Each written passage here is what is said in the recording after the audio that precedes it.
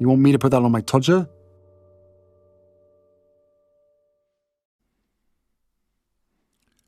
Harry's wife. How does their relationship work? Hello, I'm H.G. Tudor. And I provide you with further insight into the world of Harry's wife and Harry. This time we're going to be told how their relationship works. And this comes courtesy of somebody called Nicola Murphy. Nicola Murphy was one day walking along the street in London. It was February. It was unseasonably chilly. She would have expected that possibly things were starting to get a little less wintry, but it wasn't the case, and she had had to exit her house, wrapped up with bobble hat, scarf, gloves, and thick coat on, to deal with the unseasonable chill. Carefully she walked along the pavement, cautious not to slip on an icy patch, and all of a sudden there was a screeching of tyres, and this caused her to look to her right as a transit van pulled in to the side of the pavement. All of a sudden, a side door on the transit van opened up, and a gloved hand beckoned towards her. There was an accompanying noise of "Psst! Come here." It sounded like an old, refined female voice. Nicola was naturally curious. She paused and looked around to see if the gloved finger was beckoning to anybody else, but nobody else seemed to have noticed what was going on. Cautiously, she stepped forward. "That's right, come here," repeated the voice. As she neared the entrance to the vehicle, the interior, which was swathed in gloom, all of a sudden, a pair of hands grabbed her and yanked her, pulling her into the interior of the vehicle. She heard the door slam shut behind her, and then all of a sudden something was placed over her head. "Hoo-ha!" declared a voice next to her. Please don't hurt me," she announced. "We won't hurt you as long as you do what we require of you," announced the voice again. It was the same one which had coaxed her into this vehicle. "What do you got?" said a second voice. "Who are you?" asked Nicola, looking around but seeing nothing. "That doesn't matter right now. Okay, I'll take off her hood." "Hoo-ha!" came the voice again, and all of a sudden the hood was lifted off her head, and there was a bright light now shining full in her face. She could just make out the silhouettes of two figures.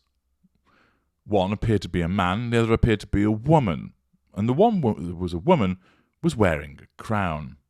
"Now, listen to me," a voice floated from the crown-wearing silhouette.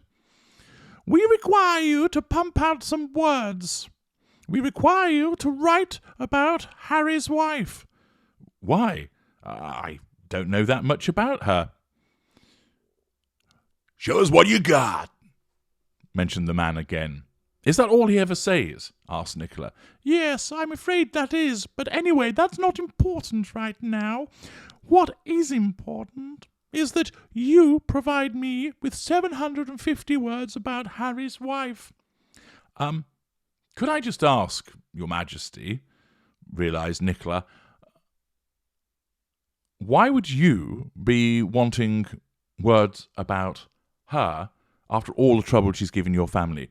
"That's not important right now. What is important is that Hello Towers is currently underwater, you see, and therefore we're having to operate on a mobile basis in a fleet of transit vans circulating around London. And you're in one at the moment. Behind you, you will find a computer, keyboard, mouse, desk, and seat. Place yourself there. We're going to keep an eye on you. Once you're finished, you're allowed to go." 750 words? asked Nicola. "Yes. Write about something Something favourable for Harry's wife. It's our job to ensure that the world continues to see her in a favourable light. That is the Hello way. Okay, what do I get? You get your freedom. Oh, and also a goodie bag at Marks and Spencer's. Sounds fair enough to me. Right, I'll get on with it, said Nicola, exhibiting her usual fortitude. She reached out, slipping off her gloves, and cracked her knuckles before turning around and climbing onto the seat and switching on the computer. Here is what she provided. Prince Harry and Harry's wife have been married for 4 years, during which time they have been learning from one another. The Duke and Duchess of Sussex reportedly have very different personalities based on their star signs, which means they don't take the same approach to marriage and parenting their 2 young children, Archie and Lilibet. According to celebrity psychic Inbal Honigman, sounds reasonable, who spoke to Spin Genie about royal couples' compatibility, King Charles' youngest son is a sensible and logical Virgo, while former Suits actress Harry's wife is an impulsive Leo. So, how does their relationship work? Well, pausing there, this is the kind of claptrap that we are used to seeing pumped out by Hello, explaining lots of favourable things about Harry's wife as part of that necessity of continuing to assert control and draw fuel and manage her facade. But it doesn't tell you how their relationship works. In order to understand how their relationship works, you watch my work. You watch and listen as I explain the dynamic between narcissist and victim. To summarise, and of course the many, many videos that I've made on this subject provide you with much more detail about this, but the relationship works because she asserts control over Harry, and he is easy to control. He provides her with lots of fuel, character traits, and residual benefits, and that is why he was ensnared in the first place. Her narcissism selected him because it identified that he would make an ideal candidate to become the intimate partner primary source. It works because she continues to manipulate him in benign and malign ways. It works in the sense that he remains trapped because he doesn't have a high cognitive function, but moreover, he's trapped in the fog of his own emotional thinking that he doesn't realise what he's dealing with, and therefore, rather than escape, he remains in situ, trying to please, placate, mollycoddle, and appease his captor. And therefore it works, essentially, in a one-way fashion. Harry's wife gets the prime aims, and Harry occasionally gets a doggy treat, i.e. a little golden period. He once had an extensive golden period at the beginning of the relationship that was used to draw him in, but now that has gone, fallen by the wayside and replaced by the sustained devaluation, which is punctuated with periodic, smaller golden periods.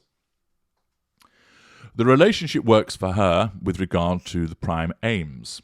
Occasionally, of course, he will threaten her sense of control, and therefore she will dole out forms of manipulation, increasingly malign, in order to keep him in line. For him, the relationship works in terms of wanting to keep the family unit together and being treated to those occasional golden periods.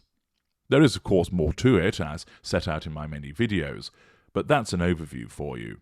However, I'm now going to continue with the nonsense that's being spouted by Hello in order to cause you to believe that this is the actual reason why their relationship works. Virgos accept people as they are. They don't judge and don't try to change the other person. So all signs are kind of compatible with Virgo, Inbal began. Well, let's just blow that out of the water straight away. I'm a Virgo. I don't accept people as they are. I'm entirely judgmental, and I change people. I basically beat them into submission. Of course, everybody's compatible with me, because I can morph myself into so many things, which creates the impression of compatibility until such time as I take it away. She explained that people with Prince Harry's sign are often willing to fit their lives around their partner. It's nothing to do with Harry's star sign and everything to do with the fact that he's addicted to narcissists. The article continues, this sheds a lot of light on the joint decisions of the Sussexes, since Harry's wife, as the fiery Leo, would make impulsive decisions. Or rather, she responds as a consequence of her instinctive narcissism. And Harry would calculate the risks and opportunities, and if he can see a logical reason to take a particular step, he'll get on board, she continued. Harry's reasoning skills may have come into play when the couple chose to relocate from the United Kingdom to America in 2020, less than 2 years after their wedding at St. George's Chapel, Windsor Castle. At the time, the couple had welcomed their baby boy, but they had concerns over the toll the negative media coverage was having on Harry's wife's mental health, pity play.